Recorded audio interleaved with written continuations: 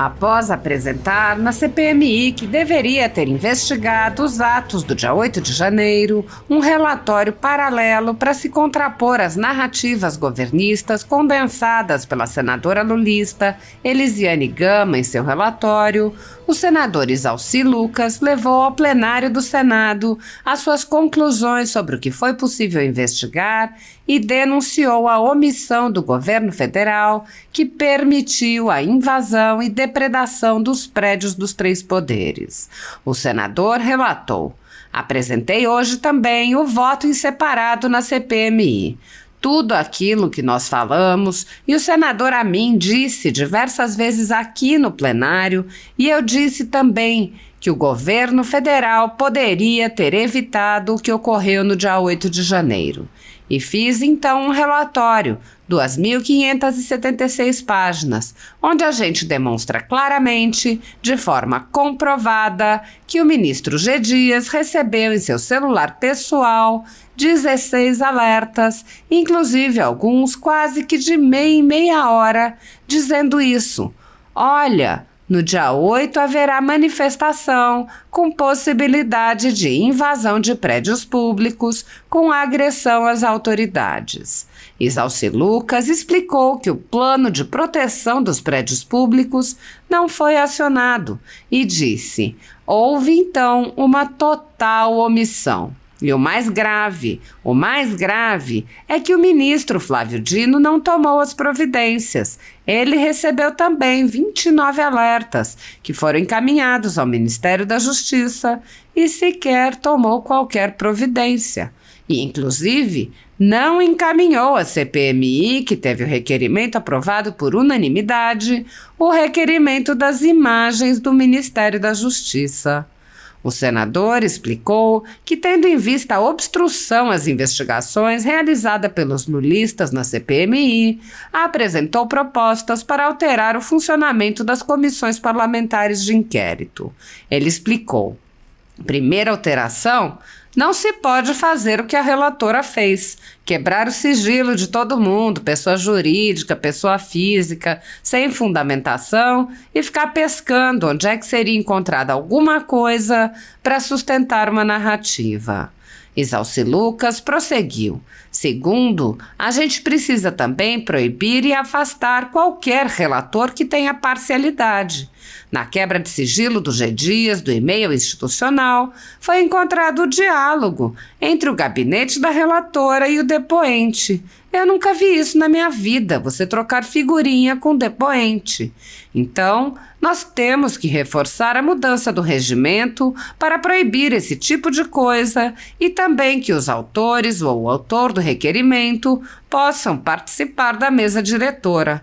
Mais da metade dos membros da CPMI sequer assinaram a CPMI. O senador foi interrompido por apartes dos senadores Esperidião Amin, Sérgio Moro e Marcos Rogério, que o parabenizaram pelo relatório paralelo e confirmaram as denúncias sobre a parcialidade da relatora e as omissões do governo. O senador Esperidião Amin apontou que o relatório de Isalci descreveu corretamente o cabuloso processo de omissão. Omissão deliberada, omissão sistemática, omissão com perseverança e até com coerência para quem quer promover a omissão. Ele questionou: o que o ministro Alexandre de Moraes, um homem tão ativo, tão proativo, tão enérgico, vai fazer com o desdém do ministro da Justiça, que liquidou com as imagens do que ocorreu dentro do Ministério da Justiça no dia 8 de janeiro? Não todas, porque algumas, inclusive com a sua participação do ministro Flávio Dino, essas estão aí circulando. Não sei se alguém vai processar por fake news. O senador Sérgio Moro, por seu turno, lembrou: infelizmente, por dificuldades de avançar nas investigações, por obstrução da base do governo, creio que fica ainda no ar se foi uma omissão deliberada ou se foi uma omissão por incompetência. Mas é inegável que omissão houve, porque havia o batalhão da Guarda Presidencial que poderia ter sido acionado para impedir a invasão do Planalto, e não o foi por quem seria competente, o ministro Gonçalves Dias. 2. Havia a Força Nacional, 4 pelotões ao lado do Ministério da Justiça, que poderiam ter sido utilizados para evitar a invasão do Congresso ou do Supremo, e não o foram, por razões que até hoje não foram explicadas. E 3, nós tivemos, a meu ver, um fato até mais grave, que foi descoberto graças à ação do nosso querido senador Esperidião Amin, que foi a adulteração do relatório da ABIN enviado a este Congresso Nacional. E o voto de Vossa Excelência bem cobriu todos esses 3 fatos que, infelizmente, permaneceram omitidos no relatório da senadora Elisiane. O senador Marcos Rogério, falando em seguida, lembrou: essa CPMI, embora tenha sido criada para investigar o que aconteceu no dia 8 de janeiro, passou a ser um instrumento de proteção, de obstrução à legítima investigação, e o voto de Vossa Excelência ataca justamente esses pontos, o ponto da omissão. O senador lamentou: é uma pena que a relatora não tenha tido a disposição de enfrentar esses fatos, e ela fez um relatório que é mais fruto de uma pedalada investigativa do que propriamente a tradução daquilo que se apurou no âmbito da CPI, porque lá o que mais se fez foi obstruir a investigação. Com a tomada da CPMI pelo governo, a comissão limitou-se a repetir, inclusive com alguns dos mesmos personagens, a CPI da pandemia, que ficou conhecida como CPI do circo e que serviu principalmente para perseguição política. Assim como a CPI da pandemia, a CPMI do dia 8 de janeiro também não poupou esforços em humilhar pessoas e empresas que manifestaram apoio ao ex-presidente Jair Bolsonaro, além de quebrar sigilos sem qualquer fundamentação, vazar dados sigilosos para a velha imprensa e ameaçar pessoas de prisão. O procedimento é o mesmo observado em inquéritos conduzidos em cortes superiores. Matérias da velha imprensa atribuem um rótulo ou marca a um grupo de pessoas, e isso é tido como suficiente para quebras de sigilos, interrogatórios, buscas e apreensões, prisões e confiscos. Após promover uma devassa nas pessoas e empresas, no que é conhecido como Phishing Expedition, os dados são vazados para a velha imprensa, que então promove um assédio de reputações que dá causa a novas medidas abusivas. Conforme vários senadores já notaram, os procedimentos são comumente dirigidos aos veículos de imprensa independentes em evidente tentativa de eliminar a concorrência, controlar a informação e manipular a população brasileira. Em um inquérito administrativo no Tribunal Superior Eleitoral, seguindo esse tipo de procedimento, o ministro Luiz Felipe Salomão ordenou o confisco da renda de diversas pessoas, sites e canais conservadores, inclusive a Folha Política. A decisão recebeu elogios dos ministros Luiz Roberto Barroso, Alexandre de Moraes e Edson Fachin. A decisão não discrimina os conteúdos e atinge a totalidade da renda dos sites, com o objetivo de levar ao fechamento dos veículos por impossibilidade de gerar renda. Há mais de 27 meses, todos os nossos rendimentos são retidos sem qualquer base legal.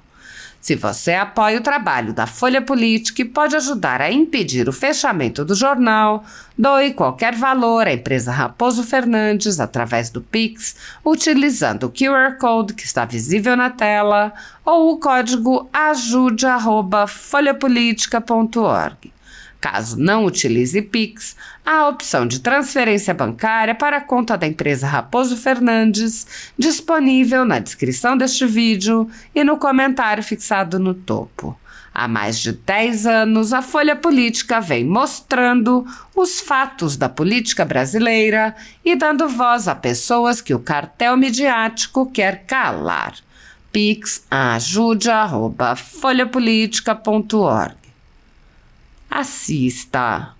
Senhor presidente, senhoras, senhores senadores e senadoras, quero iniciar minha fala, presidente, parabenizando Vossa Excelência pela fala, pela defesa do Senado Federal, mediante a palestra, congresso que Vossa Excelência participou em Paris, com relação às falas, seja do ministro Gilmar, do ministro Barroso, onde Vossa Excelência foi muito feliz em colocar as prerrogativas do Senado Federal. E precisamos, de fato, colocar em votação as matérias que estão já anunciadas, inclusive uma delas já aprovada na CCJ, para que a gente possa, de fato, impor aquilo que é a nossa obrigação e a nossa competência, que é de legislar. Nós não podemos abrir mão dessa prerrogativa. Então, parabenizo Vossa Excelência. Presidente, apresentei hoje também o voto em separado na CPMI. Tudo aquilo que nós falamos, e o senador Amin disse diversas vezes aqui no plenário, e eu disse também que o governo federal poderia ter evitado o que ocorreu dia 8 de janeiro.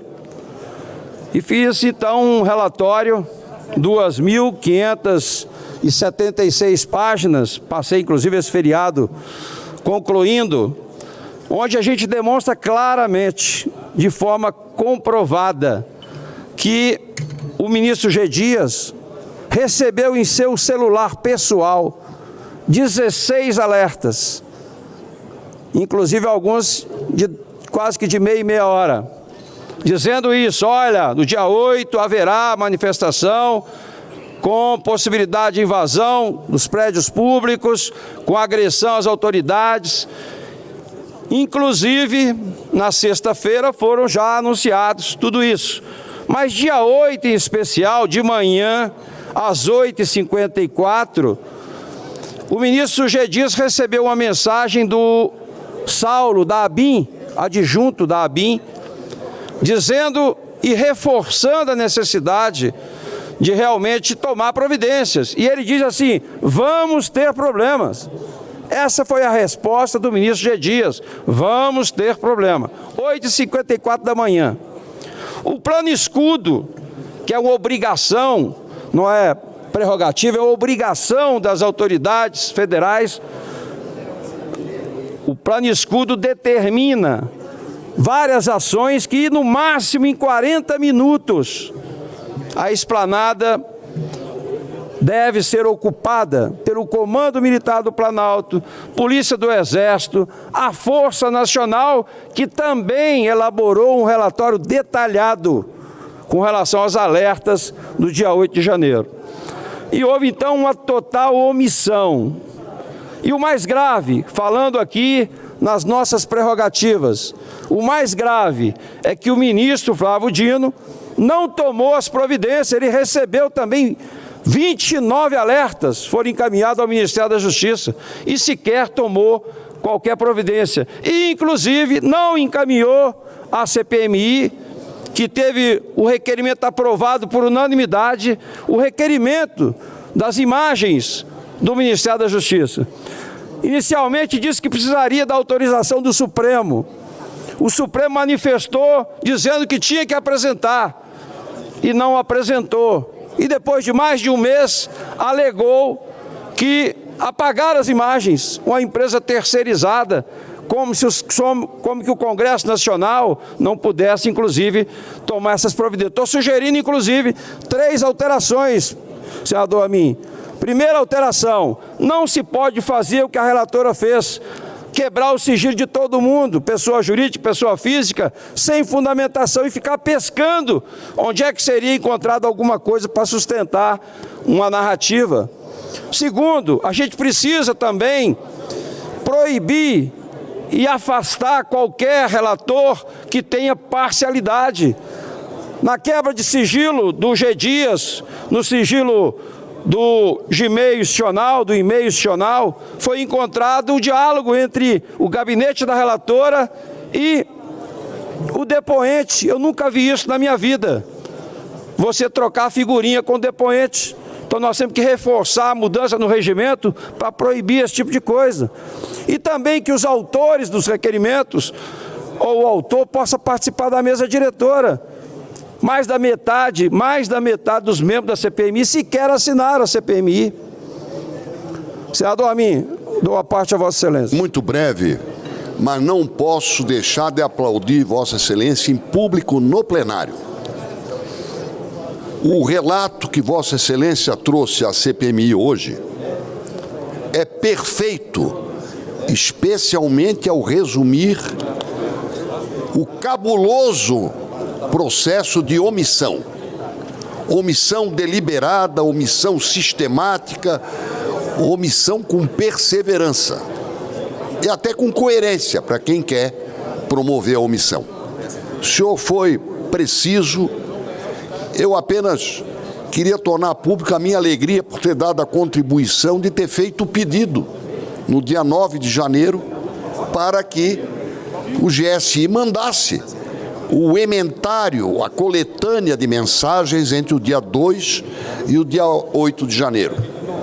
No mais, o senhor apresentou didaticamente e, como fiz lá no plenário da CPMI, rapidamente, eu só sugiro acrescentar 3 tópicos. Primeiro, o que aconteceu com a Força Nacional que foi dispersa? Nós não conseguimos conhecer o chefe da Força Nacional, ou seja, uma omissão deliberada. O que o ministro Alexandre Moraes, um homem tão ativo, tão proativo, tão enérgico, o que ele vai fazer com o desdém do ministro da Justiça, que liquidou com as imagens do que ocorreu dentro do Ministério da Justiça no dia 8 de janeiro? Não todas, porque algumas, inclusive com a sua participação, do ministro Flávio Dino, essas estão aí circulando. Não sei se alguém vai processar por fake news. E, finalmente, a fala do presidente Lula no dia 12 e no dia 18 de janeiro, quando ele disse: abriram a porta pelo lado de dentro do palácio. Mais do que a omissão, houve desídia, houve cumplicidade, acumpliciamento entre quem é nomeado para defender, fugiu, se omitiu e agora está se escondendo. Parabéns a Vossa Excelência. Senador Sérgio Moro. Exalci, rapidamente, apenas também para elogiar o voto separado que Vossa Excelência apresentou hoje lá na CPMI 2 de janeiro. Eu vou manifestar amanhã sobre o relatório que foi colocado pela senadora Elisiane. Tem uma série de críticas, mas destaco aqui especialmente o voto de Vossa Excelência, no qual apontou claramente que houve a omissão. E aí nós, infelizmente, por dificuldades de avançar nas investigações por obstrução da base do governo, creio que fica ainda no ar se foi uma omissão deliberada ou se foi uma omissão por incompetência. Mas é inegável que omissão houve, porque havia o batalhão da Guarda Presidencial que poderia ter sido acionado para impedir a invasão do Planalto, e não o foi, por quem seria competente, o ministro Gonçalves Dias. 2, havia a Força Nacional, 4 pelotões ao lado do Ministério da Justiça, que poderiam ter sido utilizados para evitar a invasão do Congresso ou do Supremo, e não o foram, por razões até hoje que não foram explicadas. E 3, nós tivemos que, a meu ver, o fato até mais grave, que foi descoberto graças à ação aqui do nosso querido senador Esperidião Amin, que foi a adulteração do relatório da ABIN enviado a esse Congresso Nacional. E o voto de Vossa Excelência bem cobriu todos esses 3 fatos que, infelizmente, permaneceram omitidos do relatório da senadora Elisiane. Obrigado. Presidente, se me permite só um minutinho, o senador Marcos Rogério.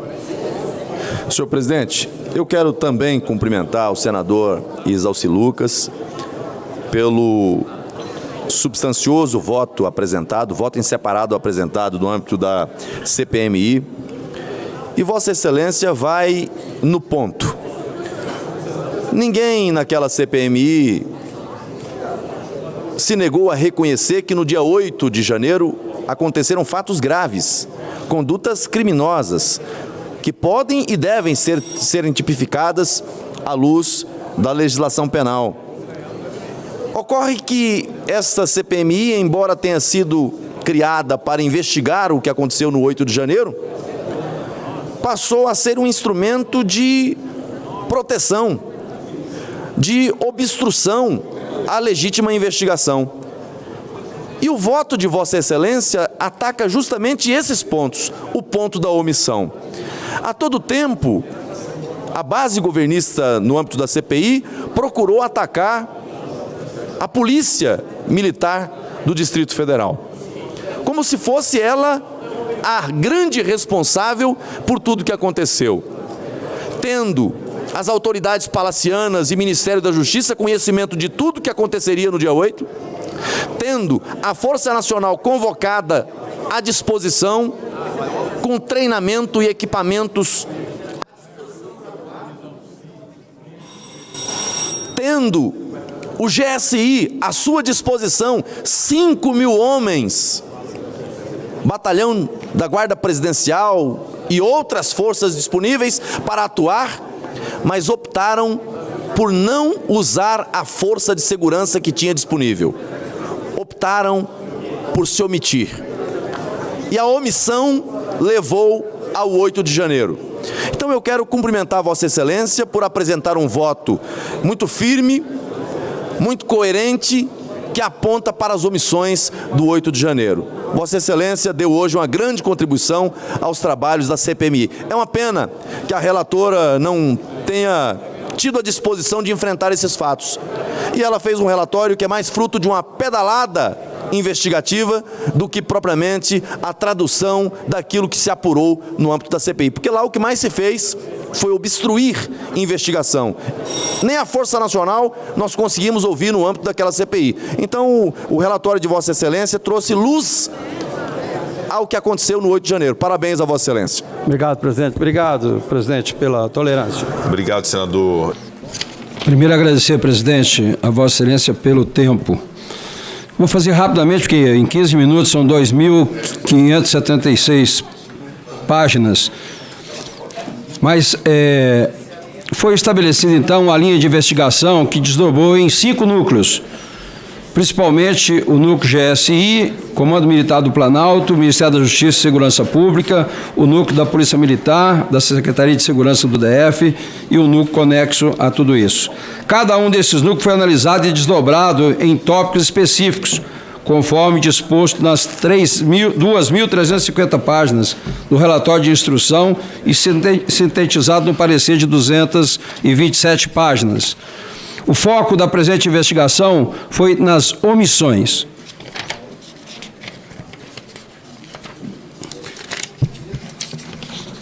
No dia 1º de janeiro de 2023, o protocolo tático integrado foi ativado durante a posse do presidente Lula e, apesar das expectativas, não ocorreram incidentes significativos. Depois da posse presidencial, no dia 2 de janeiro de 2023, a Agência Brasileira de Inteligência, ABIN, iniciou uma operação de disseminação de alertas utilizando a plataforma WhatsApp. Esses alertas tinham como objetivo sinalizar sobre as manifestações possivelmente violentas planejadas para o dia 8 de março. Os destinatários dos alertas foram principalmente membros dos grupos da chave COCISBIM e o CISP, aqui do DF. O ex-ministro do Gabinete de Segurança Nacional, GSI, general Marco Edson Gonçalves Dias, teve um papel de destaque nesse contexto, recebendo 11 desses alertas diretamente em seu dispositivo pessoal. A relação de Saulo com o GSI, em especial com o general G. Dias, foi destacado com intensa e frequentes interações. No entanto, essa relação teve um ponto de tensão. O pedido do general G. Dias para que seu nome fosse retirado, omitido do relatório específico da ABIN. Esse pedido, fora do comum, gerou controvérsias e levantou questões sobre a transparência e integridade das comunicações entre a ABIN e o GSI. Saulo também destacou o cenário volátil que antecedeu as manifestações.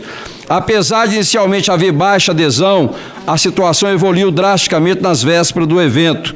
Ele sublinhou que, apesar do envolvimento ativo da ABIN no monitoramento, a agência não obteve informações cruciais da Diretoria de Inteligência do Ministério da Justiça e Segurança Pública, órgão que deveria coordenar as ações. Quanto aos 33 alertas da ABIN, no dia 2 de janeiro de 2023, a ABIN iniciou uma série de alertas relacionados às manifestações. No dia 3, no dia 4, no dia 3, a ABIN registrou a redução da adesão às manifestações em várias capitais e notou o início da desmontagem da estrutura do acampamento em Brasília. No dia 4, a tendência de declínio em Brasília continuou, com a diminuição notável da presença de manifestantes. No entanto, no dia 5, o cenário sofreu uma virada significativa. Mensagens das redes sociais indicavam um aumento na mobilização das manifestações em Brasília. A Força Nacional de Segurança Pública assumiu um papel essencial nesse cenário no dia 5 de janeiro, ao emitir um relatório de inteligência meticuloso. Esse documento, diferente dos alertas mais breves da ABIN, detalhou ameaças e possíveis atos violentos em Brasília. A profundidade e a riqueza de detalhes deste relatório evidenciaram a sua importância. Em 6 de janeiro de 2023, a ABIN lançou 2 alertas bastante significativos sobre as manifestações previstas para o dia 7, 8 e 9, aqui em Brasília. No primeiro alerta foi às 16 horas e 30 minutos. O segundo alerta, às 19h40. A ABIN enfatizou, embora a expectativa de adesão às manifestações permanecesse baixa, havia um risco crescente de ações violentas, principalmente com o objetivo de invadir o Congresso Nacional. Notavelmente, este alerta foi o primeiro de várias que o general Gonçalves Dias recebeu diretamente do seu telefone pessoal.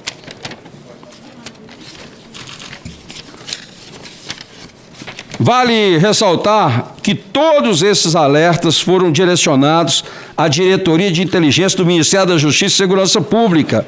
Surpreendentemente, o general G. Dias recebeu 3 dos alertas do dia 7 de janeiro em seu telefone pessoal. Essas comunicações explicitamente mencionavam a intenção de invadir os prédios públicos. Não satisfeito com a resposta e percebendo a gravidade da situação, o diretor-geral da Polícia Federal ordenou a preparação de um ofício detalhado para o Ministério da Justiça e Segurança Pública, o ofício número 5 de 2023, datado de 7 de janeiro de 2023, que foi uma comunicação direta e franca. Nele, Rodrigues detalhou a situação alarmante, destacando a forte mobilização de grupos de vários estados que já haviam se concentrado em Brasília, particularmente no Quartel-General do Exército. Em 7 de janeiro, diante da escalada de preocupações, o diretor-geral da Polícia Federal, delegado Andrei Rodrigues, encaminhou um segundo ofício ao ministro da Justiça, Flávio Dino, reforçando os alertas anteriores. Este documento, o ofício 7, 2023, do Gabinete da Polícia Federal. Também foram mencionadas intenções hostis em relação aos edifícios oficiais, como o Congresso Nacional, o Supremo. Como resultado, o diretor-geral sugeriu a implementação da Força Nacional de Segurança Pública para manter a paz e a ordem no dia 7, 8 e 9 de janeiro. Prontamente, o ministro da Justiça, Flávio Dino, emitiu uma portaria 272/2023, autorizando formalmente o emprego da Força Nacional de Segurança Pública. No entanto, um ponto crucial a ser observado é que, apesar da urgência da situação, a portaria só foi oficialmente publicada no dia 10 de janeiro. É bom ressaltar isso. No dia 8, a ABIN transmitiu uma nova série de alertas sobre o movimento de intenção de manifestação que chegava em Brasília. Resumo dos alertas: dia 8, 8h53, às 9 horas, às 10h30, às 12h05, 13 horas, 13h30, 13h40, 14h30, 14h45, 15 horas, 15h10, 15h20, 15h30, 15h35, 15h45, 16h30, 18 horas, 18h45, 19h05, 20 horas, 21h30, 22h55. Então, todos os alertas que foram apresentados dia 8. Em meio a isso, as autoridades, incluindo o ministro GSI, foram informadas regularmente pela ABIN sobre a situação em tempo real. A primeira coisa que chamou a atenção nesse novo conjunto de alertas da ABIN foi o ministro-chefe do GSI, o general Gonçalves Dias, recebeu 11 alertas, antes mesmo de acontecer as invasões, no dia 8. No primeiro deles, às 8h53 da manhã do dia 8, ele respondeu a Saulo Cunha, diretor adjunto da ABIN, minutos depois, 8h56, o seguinte: vamos ter problema. No entanto, nada fez. Por sua vez, o último alerta que o G. Dias recebeu da ABIN foi às 13h40 do dia 8, momento em que os manifestantes iniciaram a descida para a esplanada dos ministérios. Portanto, mesmo se resolvesse adotar qualquer medida, somente neste momento, ainda havia tempo suficiente para o envio de toda a tropa que estava de prontidão no Comando Militar do Planalto, uma vez que o tempo de deslocamento até o Palácio do Planalto, de acordo com o Plano Escudo, é de até, no máximo, 40 minutos. Registro que a invasão do Palácio do Planalto iniciou às 15 horas. Independente das razões, será crucial entender por que, mesmo com aviso prévio claro e a percepção de que vamos ter problemas, a resposta adequada não foi tomada em tempo hábil. O segundo aspecto que chamou a atenção foi o fato de que a Diretoria de Inteligência do Ministério da Justiça e da Segurança Pública certamente foi a unidade de inteligência que mais alertas recebeu da ABIN. Entre o dia 2 e 8 de janeiro, a Diretoria de Inteligência do Ministério da Justiça recebeu nada menos do que 29 alertas, sendo que 16 deles antes mesmo do início das invasões. No entanto, o Ministério da Justiça e da Segurança Pública manteve o efetivo da Força Nacional, cerca de 214 policiais inertes nas dependências do Ministério da Justiça no dia 8. Aliás, sobre isso, a Cabo Marcela, quando prestou depoimento aqui, confirmou que somente 2 pelotões da Força Nacional foram empregados no dia 8, mesmo assim, após as invasões, já no início da noite. O terceiro aspecto a ser destacado diz respeito à seguinte questão: o ministro-chefe do GSI, amigo do Lula, desde o início do ano 2000, sabia de tudo e nada fez. O ministro da Justiça e Segurança Pública, que disse que não sabia, que não fazia nada sem o conhecimento de Lula, sabia de tudo e nada fez. Mas e o presidente Lula? Sabia de alguma coisa? Neste ponto, vale destacar que, inicialmente, o acionamento para a viagem de São Paulo se deu no dia 5, às 20h27. Até aquele momento, havia apenas a previsão de realização de uma reunião ministerial no Palácio do Planalto, com previsão de embarque para São Paulo às 18 horas do dia 6. Ora, será que no fim da tarde do dia 6 já havia informações suficientes o bastante para a mudança de planos? De qualquer forma, a viagem aconteceu. Ocorre, todavia, que o novo acionamento de viagens foi feito para Araraquara por intermédio de e-mail datado do dia 7, às 16h43. Ora, se o dia 6 os alertas poderiam suscitar ainda alguma dúvida, no final da tarde do dia 7, dúvida alguma já não mais existia. Vários alertas já haviam sido dados, dando conta de que as invasões dos prédios públicos e ações violentas ocorreriam no dia 8. Mas, mesmo assim, a viagem para Araraquara aconteceu. No momento das invasões dos prédios públicos, o presidente Lula visitava o local da enchente, tendo inclusive dado uma coletiva às 15h20. Depois disso, teve tempo ainda para realizar uma reunião às 14h30 com o prefeito de Araraquara, o seu amigo Edinho Silva. Somente às 19h30 o presidente Lula voltou para Brasília. Ora, seria como se não fosse trágico esse enredo. De duas uma: ou os auxiliares do presidente Lula, o ministro da Justiça Flávio Dino e o ministro da GSI Gonçalves Dias, foram completamente incompetentes e negligentes, pois sabiam de tudo e nada repassaram informações de tamanha importância ao presidente da República, ou o presidente Lula também sabia de tudo e preferiu não fazer nada com seus subordinados, ou seja, deixar acontecer os atos de vandalismo, muito provavelmente em razão dos benefícios políticos, essa narrativa que foi feita do golpe. E faço aqui, então, presidente, um encaminhamento ao Ministério Público, com base no parágrafo 3º do artigo 58 da Constituição Federal. As evidências fáticas e jurídicas coletadas no âmbito da CPMI submete-se ao Ministério Público Federal o presente relatório, instrução e parecer, a fim que se promova a responsabilização civil e criminal dos envolvidos e adote as medidas legais pertinentes, seja por meio de oferecimento de denúncia, instalação de procedimento investigativo criminal, requisição de inquérito policial ou pela instalação de um procedimento preparatório em relação a Flávio Dino de Castro Costa e Marco Edson Gonçalves Dias, por omissão imprópria, abolição, prevaricação, obstrução da justiça e fraude processual, obstrução da justiça e por favorecimento pessoal ou real, falsificação de documento, no caso do Edson Dias, e também falsos testemunhos, desobediência, o Código Penal, improbidade administrativa, a Lei 14.230, e também crime de responsabilidade. E faço também, presidente, 3 sugestões de modificações aqui no ordenamento jurídico da Casa Legislativa. O primeiro deles, sobre suspeição e impedimento de relator em CPI. O que nós vimos aqui, né, na quebra de sigilo institucional do G. Dias, a comunicação entre o gabinete da relatora e o depoente é uma coisa assim inusitada. Então a gente oferece aqui um projeto de resolução aperfeiçoando isso. E a questão do sequestro da investigação parlamentar pela maioria de ocasião. Nós temos que garantir pelo menos o autor do requerimento que possa participar da mesa diretora. E por último, a prática de abuso de autoridades a partir da adoção de pescaria probatória, tendo em vista os casos concretos observados no curso da investigação do CPMI. São apresentados, então, esses 3 projetos, que é exatamente quebrar o sigilo de todas as empresas, de todas as pessoas físicas e ficar pescando essas informações.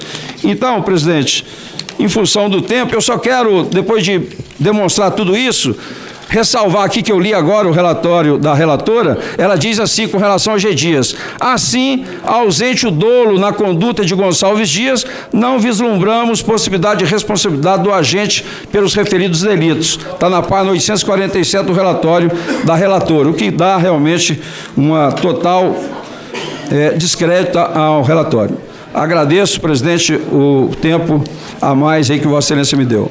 Obrigado. Muito obrigado, senador. E está disponível aqui, está mas também à disposição de Vossa Excelência. Muito obrigado, senador. Bom, agora será lido o relatório da oposição, conforme havíamos combinado no acordo de procedimento, por 1 hora. Eu não vou o voto em separado, perdão. O voto em separado. Bem lembrado. O relatório foi lido pela senadora Elisiane Gama. Então, eu vou conceder o tempo de 1 hora, e eu peço que a mesa marque 1 hora no nosso cronômetro, sendo que a distribuição do tempo fica a cargo dos senhores. Agora, quando completar 1 hora, nós então encerraremos a palavra, seja quem for a leitura, para a leitura. E aí, 1 hora será encerrada lembrando que realmente se trata da leitura de um parecer, não é para fazer discursos, porque isso não teria nenhum sentido. Então, eu peço que comece por 1 hora. Quem vai ser o primeiro a falar? Então, com a palavra, o deputado Ramagem. Obrigado, senhor presidente. Obrigado.